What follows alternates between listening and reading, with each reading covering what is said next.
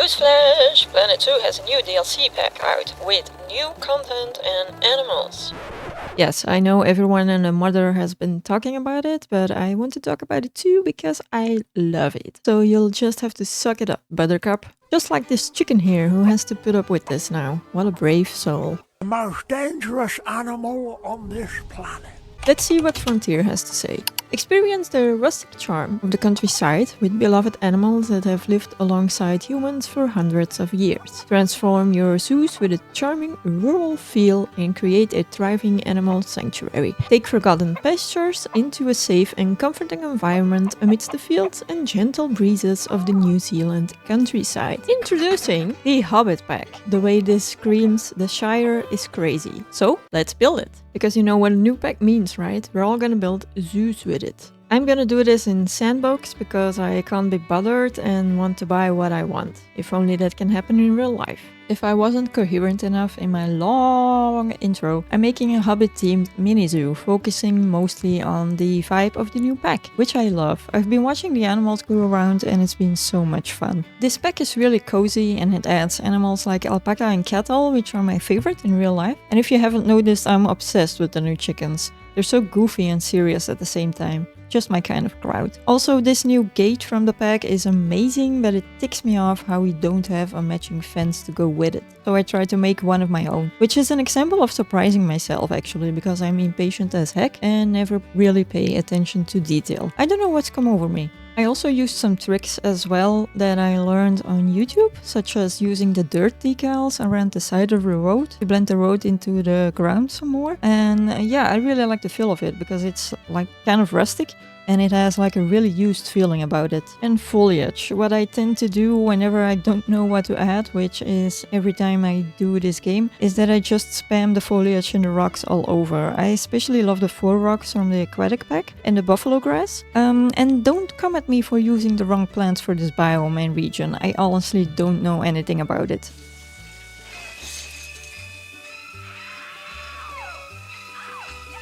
Don't really have a specific idea for this zoo because I haven't played in over a year, so I'm very rusty. I never really plan anything out because I hate myself. I just go by the feeling. I do always decide on what theme I want to do, maybe add which animals, but other than that, it's just fault and error. I also use that circle trick that you do with the off-grid items, but my dumbass actually forgot which pillar to use for it, so I used the wrong one, but I winged it anyway, and that's a good example of fault and error. Like, you just learn from things and it's fun to explore everything. I just love the feeling of Hobbiton. It's cozy and calm, living off the land, and basically no one really bothers you there, except maybe for the annoying neighbors.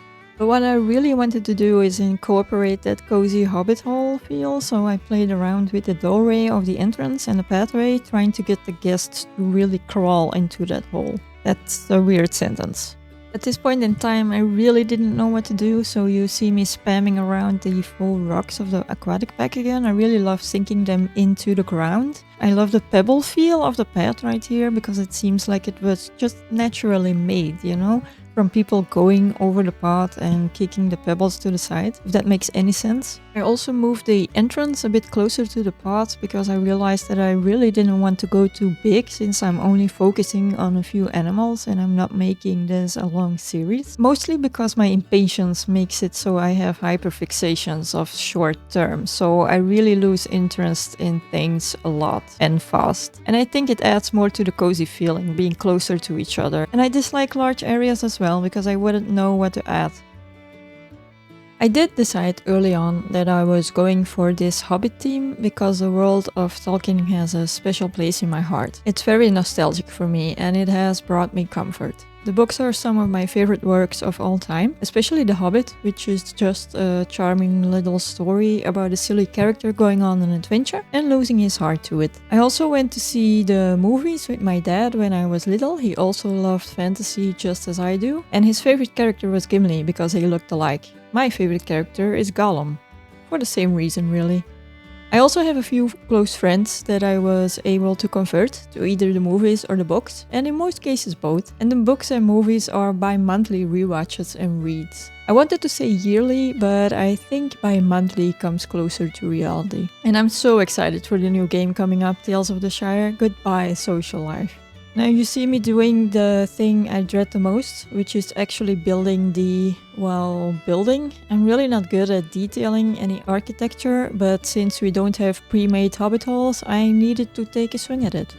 I mentioned earlier that I'm very impatient, but I'm also very perfectionistic in a way that if I do something, I really want to do it well. So that contrasts a lot, and I need to keep myself in check if I don't want to overwhelm myself. So that's also why I rarely go into these things with a specific plan. I remember telling myself before starting this building that I would just go wherever the items would take me, which is apparent in the asymmetric detailing. Seriously, if you don't know what to do, just use asymmetrics and say you planned it like that. Works for me. What I also try to do a lot is use complementary colors. That's a big word for Elmo. In this build I wanted warm colors like orange and yellow, so I tried to add blue as well. I have a high school degree in fine arts, and let me tell you, the way color theory was rammed into our systems, I sometimes bore myself with it. While this episode is setting up the map and starting the entrance building, I'm planning to continue on the interior of the entrance in the next episode. I wasn't playing the game during the shop update, so I really want to try and add that, and maybe add a smaller drink area. We'll see what will fit in. And I don't want to make too long of episodes, especially because I don't think you're able to endure my rambling for more than 20 minutes, so I do want to cram a lot of things in a video and finish this mini-zoo quickly. Also to avoid losing interest myself, my attention span is very bad. I think I'll add an entrance plaza next time too and play around with the new interactions. I also kind of like the idea of doing one of the new animals per episode, but I'm not sure if that's interesting enough, so do let me know. That being said, if anyone has any ideas or suggestions, just yell at me and I'll come running because my head is empty at this time. This part is also another example of not knowing what to do, so I just spammed foliage right here. And then I got the idea to add a bit more life to the building and add 2 little gardens in front of it. And I added a path that goes around the building to the back. I don't know, it just matched the vibe of the building. Like some of these older homes have all kinds of little paths going around, and I might add it in as a staff path later. And again, my need to pay attention to detail is very uncharacteristic of me right here. I almost never think about adding lights to my zoos, but lately I've been really going for the aesthetic of coziness and a bit more moodiness, so I guess I suddenly had the epiphany to add lanterns to this build. I tried a few things and ended up using the oceanic beams, if you can call them that. I really love the oceanic items. I think next to this pack, the oceanic and the aquatic pack are one of my favorites. And I thought the 2 lanterns at the end of the entrance would be a nice call to home kind of detail. And yeah, it's time to reveal the name of our little Hobbiton Zoo. I never really played around with signage or billboards, and I always admire the creative minds of our community for immersive designs, so I wanted to take a shot at it as well. I decided to use the in-game font and kind of try and form a font based on Tolkien's own handwriting. And as a few graphologists have pointed out, Tolkien's strokes are heavy and clean, and people who write this way are usually drawn to things that involve their senses being moved emotionally by whatever is beautiful. Which makes sense, since Tolkien invented some beautiful things. And languages.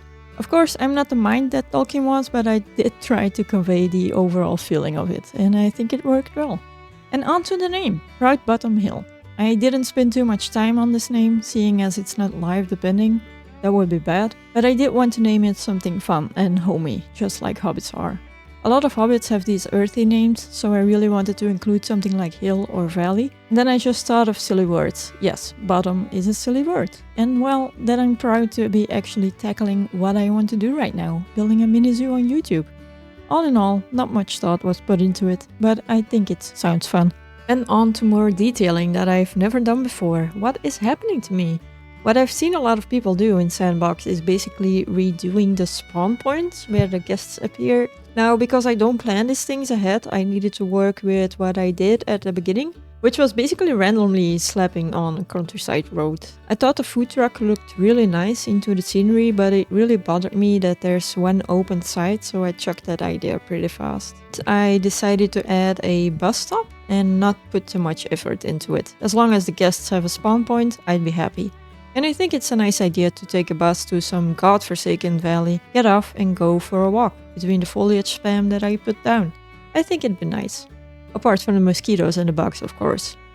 And then I suddenly had another epiphany, yes, many epiphanies in this video, and I remembered the amazing blueprint that Frontier has added to this pack, the rusted gate with all the rocks, and I thought it looked nice as an entrance gate. I also suddenly had the need to fill up the blank space on the left side of the road and decided to make it into an animal meadow. So I took the rock wall part of the blueprint and spammed it across the border over the hill, because that fence I made before was really driving me crazy to move around. And then I randomly decided I needed animals, because heck, it's a zoo game and that's all that matters, right? Added in the necessary staff facilities and connected it to the side road I made earlier. And you know, although it was not planned, I think it worked out really well. Behold, the three-headed dragon, Highland cattle. I absolutely love these animals so much, they are so cute. And I guess cattle really are herd animals, because these three that I put in have not separated from each other ever since. Talk about herd mentality. And the moment I added animals, suddenly the high society thought my little zoo was interesting enough to enter, so I could immediately tell, success! My bus stop actually works. I know it's small, but it made me so happy that I was actually able to move the spawn point. And I also added some more brick to the entrance building because I thought it was starting to look really bland and colorless. And I finally made that circle trick rug with the mud pillar, finally remembering it's between the thousands of building pieces in this game, and I was able to actually make a round door. I wanted to add the welcoming feeling of the owners of Proud Bottom Hill, literally opening the door of their home to guests. In the end, I also moved the entrance sign because it was kind of blocking the view for the guests, and I think they would have a nicer view coming from the bus stop that way. And of course, as a consequence, I thought the right side became too bare. Not that the literally hundreds pieces of grass made a difference, so I started the ring forming in a pond. I also stopped playing the game right after I bought the aquatic pack, so I knew of its existence, but I never really got to play around with the waterfalls back then, so that's me adding that in as well. For a countryside build, I seem to be using the aquatic pack a lot. But one of the few things that I actually planned ahead is that I do want to incorporate streams and ponds into the park. Hobbits live off the land, so they definitely need water. And I just think a waterfall and pond add a nice feeling to a countryside build without too much effort. Again, a good chance to spam foliage, which I'm addicted to at this point. And this is where we part ways. If you've made it to the end of my first video, what are you doing with your life? But whatever you're doing, I appreciate it. Thank you for watching. If you have any feedback, feel free to leave some in the comments, and I hope I'll catch you next time when we continue Proud Bottom Hill and add more life to the comforting nature of Planet Zoo.